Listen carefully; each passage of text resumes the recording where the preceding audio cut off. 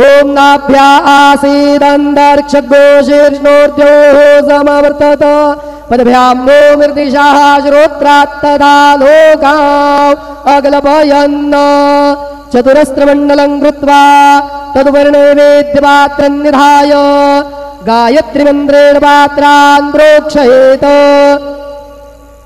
धेनुमुदरां प्रदर्शयेत् कृतन्त्वा सत्येन परिखिञ्चामि नैवेद्यं निवेदयामि। ओम प्राणाय स्वाहा ओम अपानाय स्वाहा ओम व्यानाय स्वाहा ओम उदानाय स्वाहा ओम समानाय स्वाहा ओम ब्रह्मणे नमः। नैवेद्यमध्ये पानीयं समर्पयामि पुनर्नैवेद्यं निवेदयामि। ओम प्राणाय स्वाहा ओम अपानाय स्वाहा ओम व्यानाय स्वाहा ओम उदानाय स्वाहा ओम समानाय स्वाहा ओम ब्रह्मणे नमः।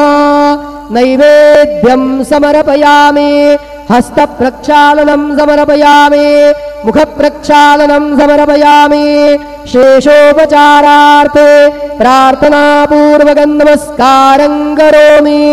श्री सच्चिदानंद सद्गुरु साईनाथ महाराज की जय।